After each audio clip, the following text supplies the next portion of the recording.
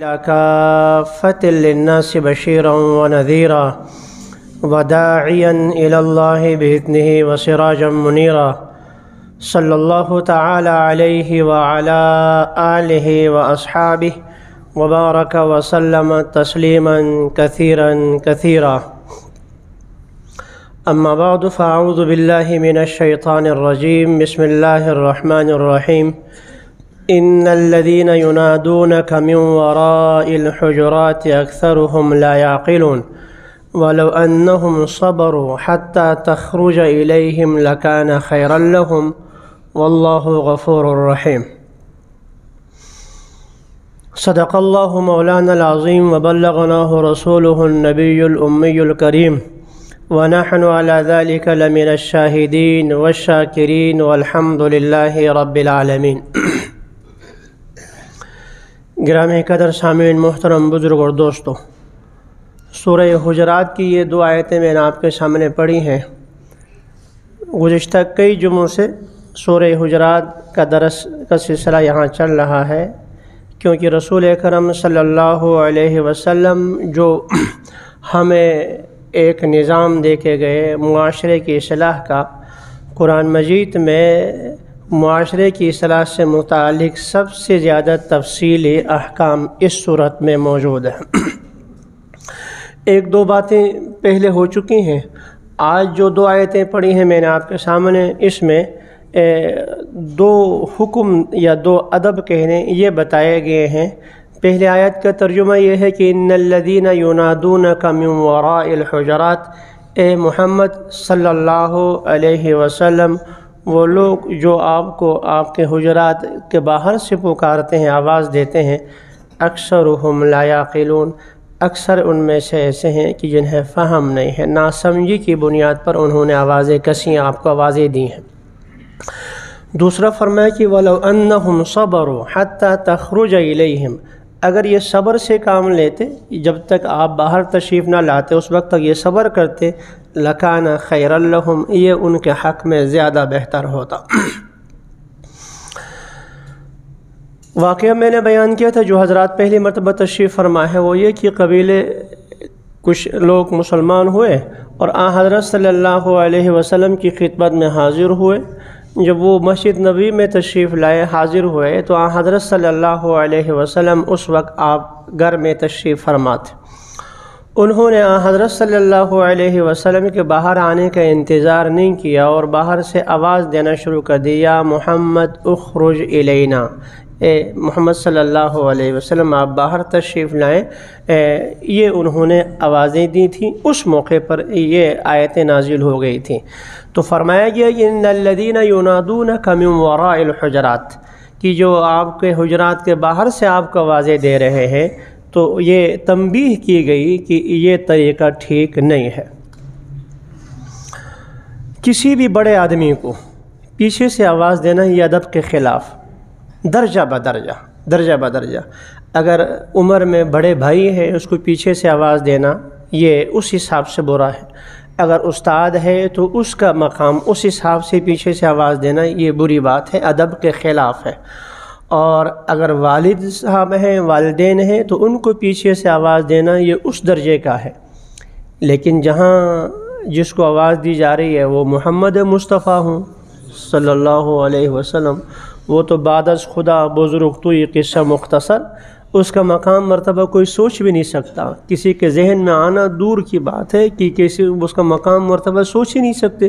بس اتنا ہے کہ اللہ خالق کائنات ہے، اس کے بعد جو مقام مرتبہ ہے محمد مصطفیٰ کا صلی اللہ علیہ وسلم، تو ان کو یہ آواز دینا دور سے اس طریقے سے یہ ادب کے خلاف۔ عبداللہ بن عباس رضی اللہ تعالی عنہما، عبداللہ بن عباس وہ صحابی ہیں جو رسول اکرم صلی اللہ علیہ وسلم کے چچزاد بھائی ہیں، اور حضرت صلی اللہ علیہ وسلم نے خصوصی ان کو دعا دی تھی، اللہم فقہہ فی الدین، یا اللہ اس کو دین کی سمجھ عطا فرما، وعلمہ التاویل، اس کو جو ہے قرآن کی تفسیر سمجھا دے۔ خود کہتے ہیں حضرت صلی اللہ علیہ وسلم جب دنیا سے تشریف لے گئے تو یہ چھوٹی عمر کے تھے، بہت چھوٹی عمر کے تھے، انہوں نے براہ راست رسول اکرم صلی اللہ علیہ وسلم سے علم نہیں سیکھا، کہ چھوٹی عمر تھی۔ فرماتے ہیں کہ جب حضور دنیا سے تشریف لے گئے تو مجھے یہ خیال ہوا کہ میں کیسے علم حاصل کر لوں، کہ اللہ تعالیٰ نے دل میں بات ڈال لی۔ یہ بات یاد رکھیں کہ علم دین حاصل کر لینا یہ اپنا کوئی کمال نہیں ہے، اللہ کی جس کو چاہے علم دین کیا، ہر دین کی بات ایسی ہے، کہ آپ مسجد میں تشریف لائے ہیں، کیا آپ اپنے بل بوتے پر تشریف لائے؟ نہ، یہ اس کی رحمت کا نظر ہوئی تو ہم یہاں آ گئے، ورنہ صحت میں بلکہ ایمان کی بات، مسجد میں آنا تو دور ہے، ایمان کی جو ہمیں توفیق ہو گئی ہے تو یہ محض اس کا کرم ہے، اللہ کا فضل ہے، ورنہ ہم سے صحت میں، ہم سے دنیاوی اعتبار سے فنون میں، اور ہم سے خوبصورتی میں، مال و دولت میں کتنے اچھے لوگ موجود ہیں، انہیں ایمان کی توفیق نہیں ہوئی۔ تو ہر نیکی چاہے وہ ایمان کی ہو، سب سے بڑی نیکی یا چھوٹی سی چھوٹی نیکی کہلائے، وہ محض اللہ کے فضل سے ہی ہوتی ہے، اللہ کی توفیق سے ہوتی ہے، اور جنت میں جانا بھی اللہ کے فضل سے ہوتا۔ رسول اکرم صلی اللہ علیہ وسلم نے ارشاد فرمایا، تم میں سے کوئی شخص اپنے عمل سے جنت میں نہیں جائے گا، ہاں اللہ جس پر فضل فرمائیں گے وہ جائیں گے، اللہ جو اس پر فضل فرمائیں گے۔ اور یا رسول اللہ آپ فرمائیں، ہاں میں بھی اللہ کے فضل سے جاؤں گا۔ تو ہر نیکی اللہ کی توفیق سے ہوتی ہے، تو مسجد میں آنے والے یہ اللہ کا شکر ادا کریں، ہمیں مسجد میں آنے کی توفیق اس نے دی ہے۔ تو ایسے ہی جو ہے یہ علم دین حاصل کرنا ہر ایرے گیرے کا کام نہیں ہوتا، اللہ جس کو فضل فرما لے۔ تو عبداللہ بن عباس رضی اللہ تعالیٰ عنہما کہتے ہیں اللہ کا فضل یہ ہوا، اللہ تعالیٰ نے یہ دل میں داعیہ پیدا کر دیا۔ اب صحابہ کرام موجود ہیں، اکابر موجود ہیں، صدیق ہیں، فاروق ہے، عثمان ہے، علی ہے، ازواج مطہرات ہیں، اور ان سے علم حاصل کیا جا سکتا ہے۔ تو میں ایک ایک کے پاس جاتا، ایک ایک کے پاس جا کر علم حاصل کرتا، ایک ایک کے پاس جا کر جو ہے علم حاصل کرتا۔ آپ صلی اللہ علیہ وسلم کے بارے میں کسی دور جگہ پر کوئی صحابی آپ کے علم میں ہے، 1.25 لاکھ صحابہ کرام میں سے بقیع میں جو صحابہ کرام دفن ہے وہ صرف 10,000 کے لگ بھگ، 1.25 لاکھ میں سے بقیہ سب کے سب دنیا کے کونے کونے میں گئے، کسی کو کہاں، ہر ایک کو اللہ تعالیٰ نے جو علم عطا فرمایا تھا۔ تو جس کے بارے میں مجھے پتہ چلتا کہ فلاں کے پاس کوئی حدیث ہے، فلاں کے پاس کوئی علم ہے، میں ان کے پاس جا کر علم حاصل کرتا تھا۔ اور طریقہ کیا تھا؟ عبداللہ بن عباس خود کہتے ہیں رضی اللہ تعالی عنہما، خود کہتے ہیں عرب کی سرزمین، گرمی آپ کو پتہ ہے، ریتیلی زمین میں دور دراز کا سفر کر کے جا کر کسی صحابی کے دروازے کے پاس پہنچ جاتا رضی اللہ تعالی عنہ، اور وہ آرام کر رہے ہوتے، میں دروازے کو دستک نہیں دیتا تھا، میں دروازے کے باہر پڑا رہتا تھا، لیٹ جاتا تھا تھکن کی وجہ سے، اور ہوا کی وجہ سے ریت آ کر جو ہے میرے اوپر، یہ ہوا ریت اوپر وہ گرد و غبار جو ہے وہ اڑایا کرتی تھی، اور میں دھول سے اٹھ جاتا تھا۔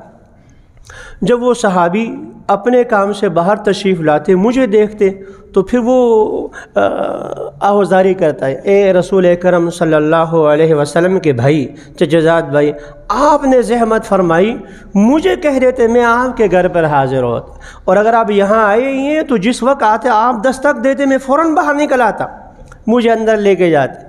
آگے سے عبداللہ بن عباس کا جواب کیا ہوتا تھا؟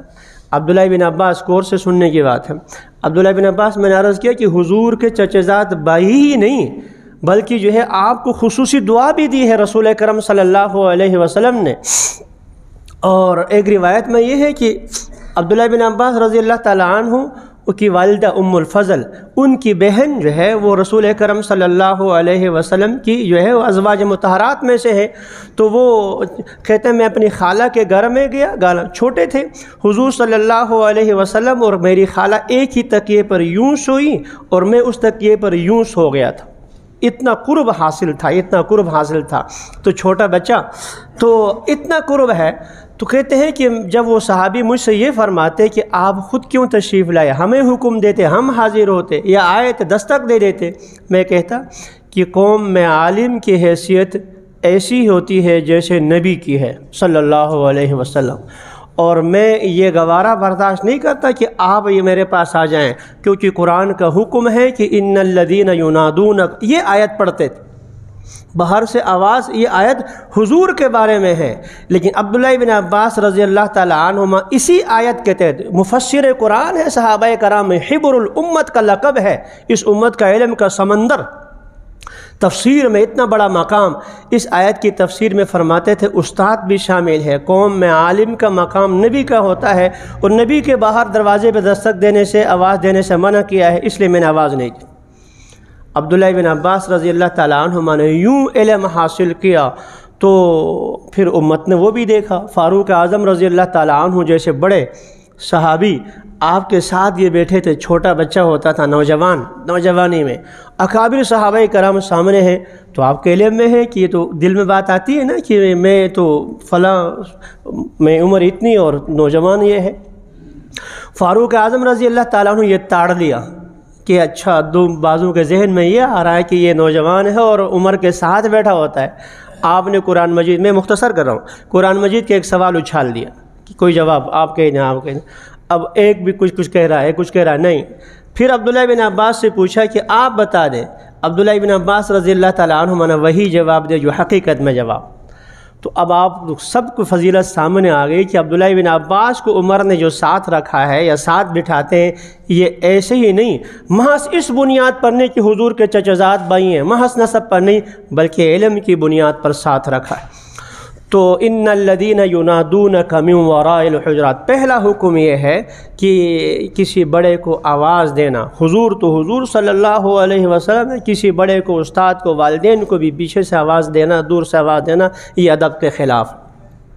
اسی لیے امت کا فیصلہ ہے کہ رسول اکرم صلی اللہ علیہ وسلم کے مزار پر جائیں تو وہاں الصلاۃ والسلام علیک یا رسول اللہ، یہ درود شریف پڑھنا چاہیے، اور روضہ اقدس پر جائیں تو الصلاۃ والسلام علیک یا رسول، اس طرح آواز سے جیسے رسول اکرم صلی اللہ علیہ وسلم تشریف فرما ہوں وہاں تک آواز پہنچ جائے، چیخنا چلانا نہیں، اسی انداز سے۔ اور اگر دنیا میں جہاں کہیں اور جگہ پر بیٹھے ہوں، جیسے میں اور آپ ہیں، ہم کیا کہتے ہیں؟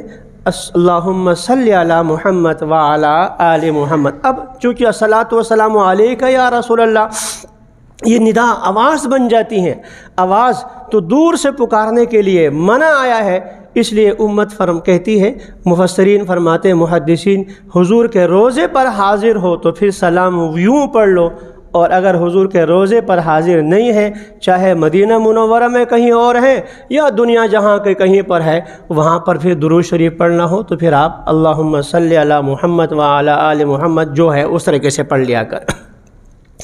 تو یہ پہلا ادب سکھایا گیا کہ حضرت صلی اللہ علیہ وسلم کو دور سے، حجرات کے باہر سے آواز مت دو، اور دوسرا یہ بتایا گیا کہ وَلَوْ أَنَّهُمْ صَبَرُوا حَتَّى تَخْرُجَ إِلَيْهِمْ لَكَانَ خَيْرًا لَهُمْ، اگر یہ صبر سے کام لیتے، دستک ہی نہ دیتے، آواز ہی نہ دیتے، تو پھر یہ زیادہ بہتر تھا۔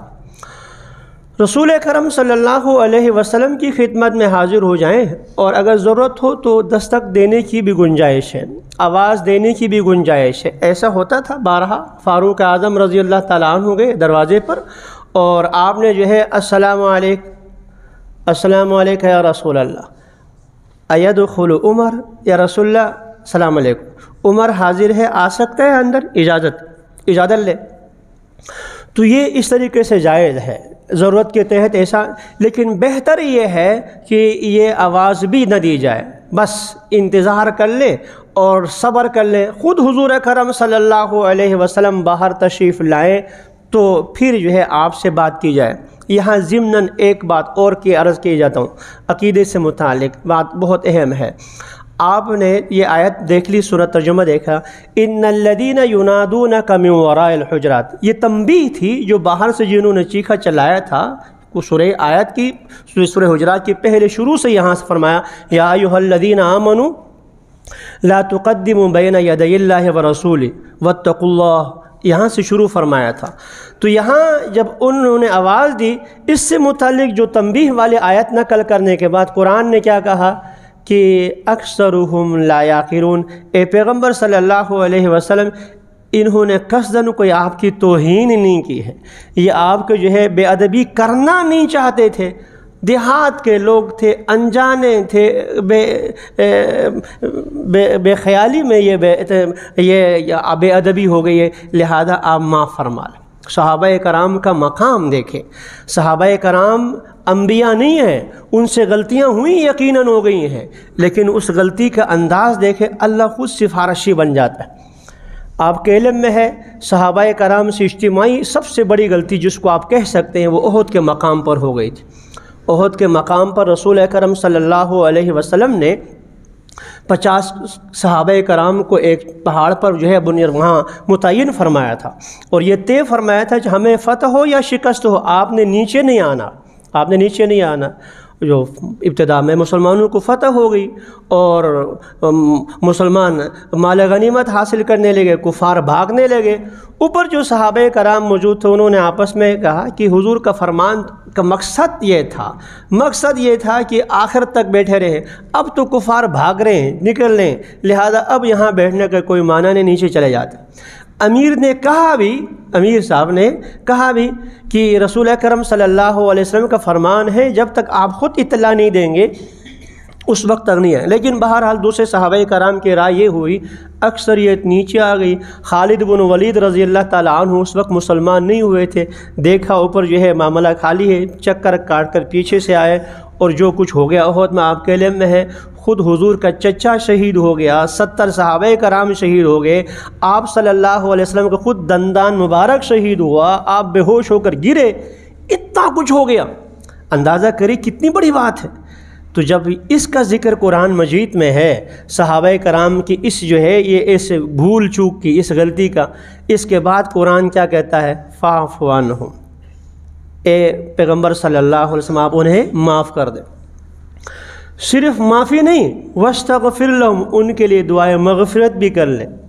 صرف دعائے مغفرت نہیں، آئندہ بھی وشاورہم فی الامر، آئندہ بھی انہیں اپنے مشورے میں شریک رکھ۔ اس سے بڑا مقام اور کیا ہوگا؟ جہاں جن صحابہ کرام کی ہلکی سی لفظی سمجھنے میں غلطی کی وجہ سے خود حضور بے ہوش ہو گئے ہوں صلی اللہ علیہ وسلم، آپ کا دندان مبارک شہید ہو گیا ہے، آپ زخمی ہوئے ہیں، 70 صحابہ کرام چچا آپ کا جو شہید ہو گیا ہے، ان کے بارے میں حضور کا کیا فرمان ہے؟ اللہ کا کیا فرمان ہے؟ انہیں معاف کریں۔ اس پر بس نہیں، بھئی اللہ خود معاف کرے۔ اگر حضور صلی اللہ علیہ وسلم ناراض بھی ہو جائیں، اللہ معاف کرنا چاہیں تو کر سکتے نہیں کر سکتے؟ کر سکتے، اللہ کی طاقت ہے۔ تو لیکن اللہ حضور سے فرما رہے ہیں کہ فاعف عنہم، آپ بھی معاف کر دیں، بس دل میں نہیں رکھنا چاہیے۔ اور صرف اس پر بس نہیں، واستغفر لہم، ان کے لیے آپ مغفرت بھی طلب کر لیں، مجھ سے مانگے۔ اور پھر یہ بھی نہیں، آئندہ بھی اپنے ساتھ رکھیں، وشاورہم فی الامر۔ اس لیے صحابہ کرام کے بارے میں تمام مسلمانوں کا یہ عقیدہ ہے، بھول چوک انسان ہونے کے ناطے سے ہو گئی ہیں، ان کے آپس میں لڑائیاں بھی ہو گئی ہیں، ادھر سے بھی شہید ہوئے ہیں، ادھر سے بھی شہید ہو گئے ہیں، لیکن یہ بھی جنتی ہیں اور یہ بھی جنتی ہیں اور وہ بھی جنتی۔ صحابہ کرام کے بارے میں زبان بالکل کسی بارے میں کوئی شک لفظ، جس نے ایک دفعہ ایمان کی حالت میں حضور کو دیکھا صلی اللہ علیہ وسلم، بس جنتی، ختم۔ تو یہاں بھی اللہ تعالیٰ جو ہے اس تنبیہ کے ساتھ فوراً کیا فرما رہے ہیں؟ اکثرہم لا یعقلون، انہوں نے جو آپ کو آوازیں باہر سے دی ہیں، یہ کوئی آپ کی توہین نعوذ باللہ مقصود نہیں، صرف اور صرف بات یہ کہ دیہاتی ہیں، یہ شہری آداب سے واقف نہیں ہے، یہ بے خیالی میں یہ ہو گئی ہے، لہذا آپ ان سے صرف نظر کر لیں۔ رسول اکرم صلی اللہ علیہ وسلم جو دین لے کر آئے ہیں وہ کامل مکمل دین ہے، وہ صرف نماز، روزہ، حج، زکوٰۃ نہیں، رہنے کے آداب، کسی سے بات چیت، گفتگو کے آداب، بلانے کے آداب، سب پر حاوی ہے۔ اسی آیت کے تحت ایسے جو قرآن مجید کی جو آیت ہے سورہ نور میں، وَإِذَا قِيلَ لَهُمُ ارْجِعُوا فَارْجِعُوا، جب آپ کو کہا جائے کہ لوٹ جاؤ تو فرجعوا، آپ واپس لوٹ جائیں، یہ تمہارے لیے زیادہ بہتر ہے۔ مفتی شفیع صاحب رحمۃ اللہ تعالی علیہ، مفتی اعظم پاکستان، انہوں نے ان آیات کے تحت جو ہے سورہ حجرات میں بھی اور سورہ نور میں وہاں اس کی تفصیل سے متعلق معاشرت سے آداب لکھے ہیں۔ اور فرمایا کہ جب انسان کسی کے ہاں ملاقات کے لیے چلا جائے اور گھر میں جا کر دستک دے، ایک دفعہ دے دیا، تھوڑے سے وقفے کے بعد دوسرا دے دیا 10 تک، اور تھوڑا وقفہ اس لیے کہ انسان اگر کسی تقاضے کے لیے، قضاء حاجت کے لیے ہے، یا انسان 2 رکعت نفل کے لیے اس نے نماز باندھ لی، نیت باندھ لی ہے، تو اب آپ نے ایک دفعہ دروازہ کھٹکھٹایا، اب 1 منٹ سے پہلے دوسرا بھی ہو گیا، پھر تیسرا ہو گیا، تو اس کی 2 رکعتیں کیسی پوری ہوں گی؟ کم از کم اتنا تو صبر کر لو، گھنٹی بجانے کے بعد اگر وہ نفل نماز پڑھ رہا ہو تو اس سے فارغ ہو جائے، اگر وہ تقاضے کے لیے، قضاء حاجت کے لیے واش روم گیا ہے تو وہ اس سے فارغ ہو کر باہر آ جائے۔ تھوڑے وقفے کے بعد 1 گھنٹی اور دے دی، 2 ہو گئی۔ اس کے وقفے کے بعد تیسری آپ نے گھنٹی دے دی، اطلاع۔ اب آپ کو پتہ ہے کہ گھنٹی کی آواز وہاں اندر چلی گئی ہے، دروازہ دستک دے دیے، پھر بھی اندر کوئی سنا نہیں کرے تو واپس لوٹ کے آنا چاہیے۔ رسول اکرم صلی اللہ علیہ وسلم نکلے، حضرت سعد رضی اللہ تعالیٰ عنہ کا گھر مدینے سے باہر کی طرف تھا، آپ وہاں تشریف لے گئے۔ وہاں جا کر حضرت سعد رضی اللہ تعالیٰ عنہ کے گھر کے باہر سے السلام علیکم، یہ آپ نے سلام کیا۔ سعد رضی اللہ تعالیٰ عنہ اندر سن رہے تھے، آہستہ سے وعلیکم السلام کہا، لیکن جواب نہیں دیا، اونچا جواب نہیں دیا۔ حضور صلی اللہ علیہ وسلم تھوڑی دیر انتظار کے بعد دوبارہ سلام کیا، سعد نے دوبارہ وعلیکم کہا، سلام کا جواب دیا، دروازہ نہیں کھولا، کوئی جواب نہیں دیا۔ تیسری مرتبہ سلام حضور صلی اللہ علیہ وسلم نے کیا اور سعد نے جواب دے کر دروازہ پھر بھی نہیں کھولا۔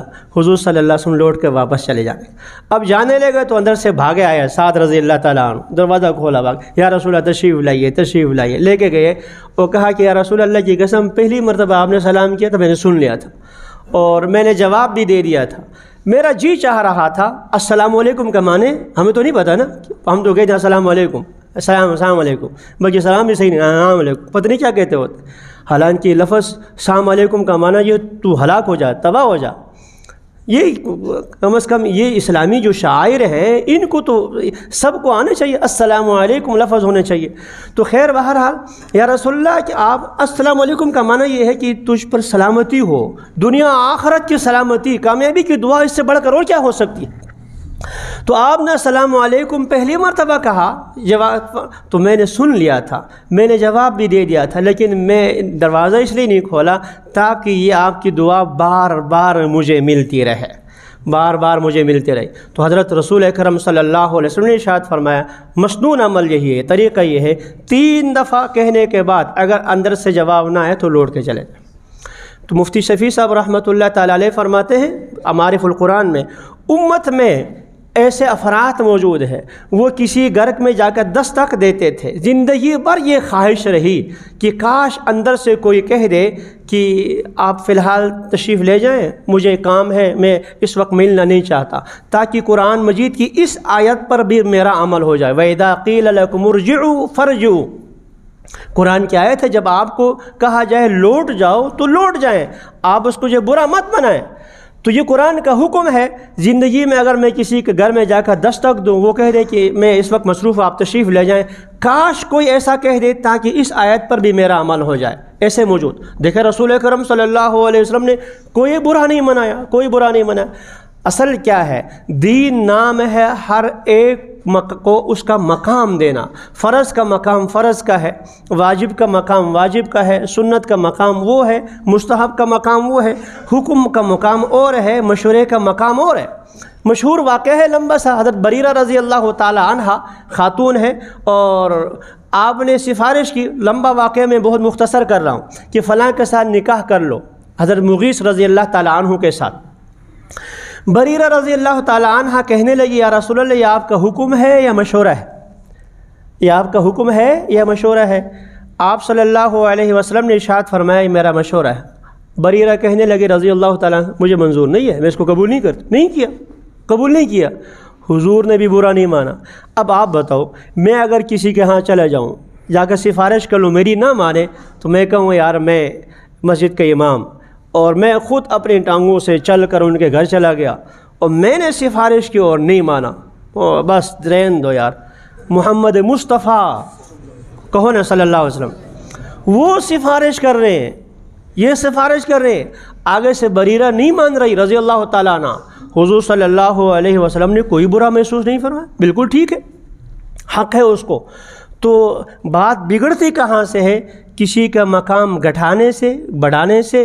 جو مقام فرض کا ہے اس کو نیچے لے کر آ جائیں، جو مقام والد کا ہے وہ آ کر جو ہے اس کو نیچے خادم کی جگہ پر لے آؤ، اور دوست کو باپ سے بھی آگے رکھو، بیوی کو ماں بنا دو، ماں کو جو ہے باندی بنا دو۔ یہ جو ہے اختلاف پڑتا ہے۔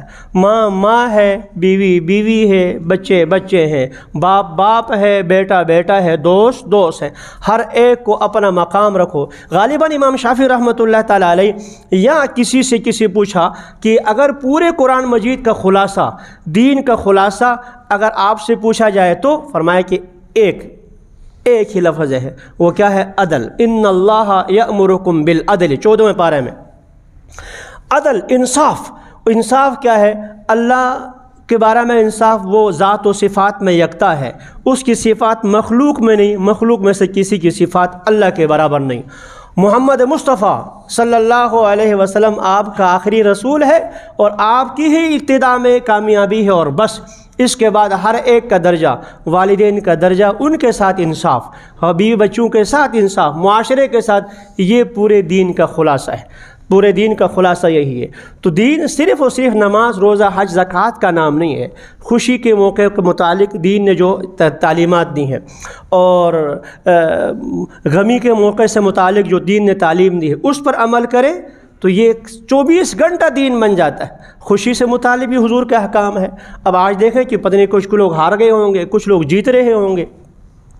اس دنیا کی جیت پر، ہلکی سی چھوٹی سی جیت پر، پتہ نہیں اس جیت پر جو ہے آگے کیا ہوتا ہے۔ بہت سے لوگ ایسے بھی ہوں گے جیتنے کے بعد حلف لینے کی نوبت نہیں آئے گی، ایمان دنیا سے چلے جائیں، ایسا بھی ممکن ہے۔ ایک آنکھ جھپکنے کے بعد انسان کی زندگی کی گارنٹی نہیں ہے۔